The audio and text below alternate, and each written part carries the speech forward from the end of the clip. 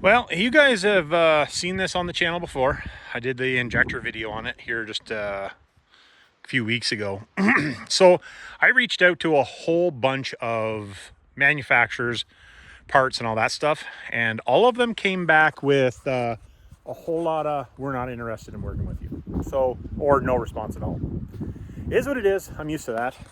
Seems to be a common occurrence.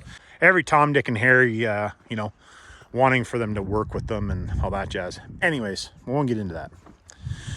But so I guess all the stuff that we're going to do to this, what I was planning on doing was in a very short period of time.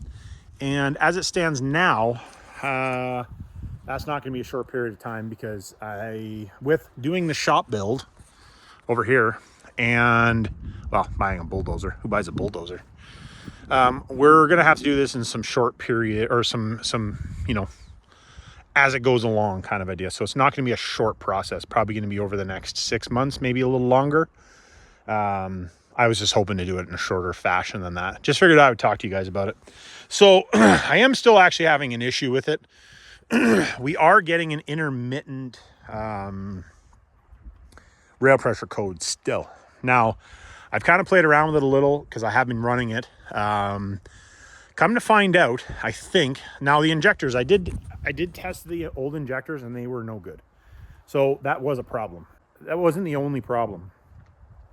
After you run this thing for about 2 hours, an hour and a half, 2 hours, drive time is when it seems to throw that code, only when towing heavy.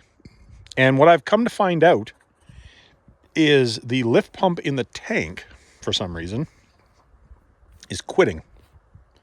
I don't know why, but it quits. If you do an hour drive, it doesn't do it. A 2 hour drive, it does it. And actually, I towed this back. It was like 45 miles or so, one way, no problem. I went and got the, you probably can't see from here. You can't see them at all, but see the posts on the building here? I went and got those, and that was 11,000 pounds of posts. And it's like almost a 2 hour drive there and almost 2 hour drive back. No problem going there. On the way back, though, started throwing low rail pressure codes. So we're going to do a little more investigation, but I noticed, like, I was playing around, and when I first got the code, I thought, I'm going to stop and just quickly check a couple things. And I pulled the fuel line off at the CP3, flipped the key a couple times, bumped it, did that, truck tried to start anyways. And no bueno, no fuel pump. Let the truck sit there for 15 minutes while I was screwing around trying to clean up because I got covered in diesel fuel. Flip key on, came on.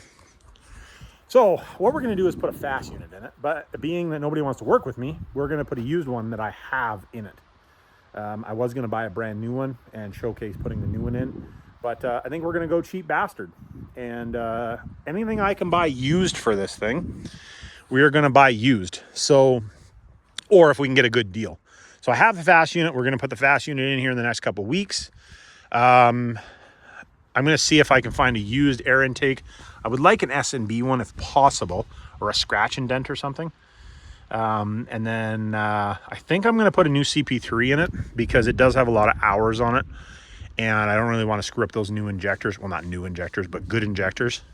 Especially being that the lift pump not working is hard on the CP3. So I'm going to put a CP3 in it. There again, I don't know if it's going to be a new one, but we'll see. I have a bunch of used ones, so I might just put a used one in it. There's a couple electrical things I got to fix.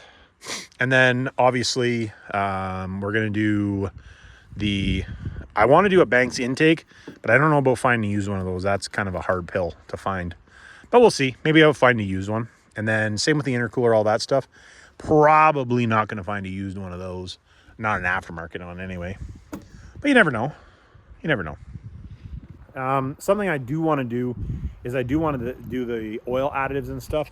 That one I'll just, obviously I'll buy that stuff because I haven't changed the rear diff fluid, the transfer case, and the front diff fluid in this truck yet, which, tisk, I should have already done it, but I haven't done it yet. So we'll probably go ahead and do that, see if that makes any difference because, I want to change the oil in it anyway. And then I probably should repaint the deck and stuff, make it a little more presentable, maybe some new boards. But just thought I would mention what we got going on. And I do need to fix some brake stuff. It's kind of got a weird brake problem, which I know what the problem is, but I'll show you when we get into that another day. But I just thought I'd come back to you. You know, I'm sure some of you guys are probably wondering, you know, how come you haven't started that project yet, or where are you, and blah, blah, blah. Well, I haven't started it because nobody wants to work with me. And two, I've been working on the shop. So the shop is a lot of work, especially when you're basically doing it by yourself. I had a couple buddies that like my buddy Angus has been coming up and helping when he can, and then Shay when he's off, he's been coming and helping when he can. But you know, everybody has a life kind of, and Luke has actually helped me immensely. But he's back up to work now, probably for most of the winter. But they're on the grind time up there. So, but I do really have to thank those guys for coming to help, and then obviously my wife, because she has definitely been a helper. You know, she's never done anything like this. I've never done anything like this.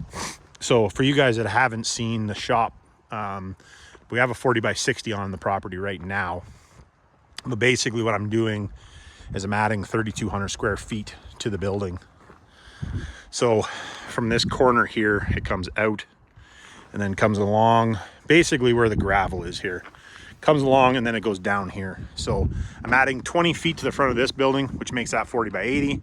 And then we're doing a lean-to on this side, or a lean-to on this side that is 30 by 80. So you could get a good sized shop when it's all finished. It's just not finished yet. And you know, the old fun bag is starting to run out. Well, shouldn't say starting, it's run out. So gotta make some money this winter.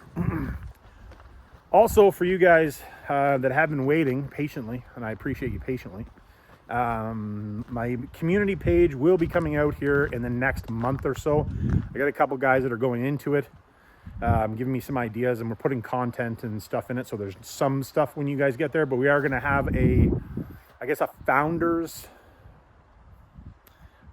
is the right word for it. Anyways, a setup to start with for all the guys that want to help with the community to start with. So it'll be, you know, the guys that it'll basically be, I think anyway, it'll be a monthly price. Their monthly price will never change.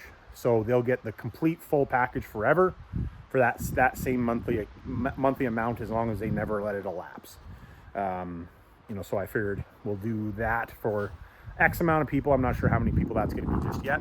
But if you're interested in that, I will do a video as soon as it does go live, though. Anyways, let's quit jabbering. I got to get back to work. I just got back picking up the this little dozer here for pushing some dirt, and probably do some videos on that too. But I'll do a separate video talking about that. Anyways, keep your shiny side up, and remember, it's not rocket science.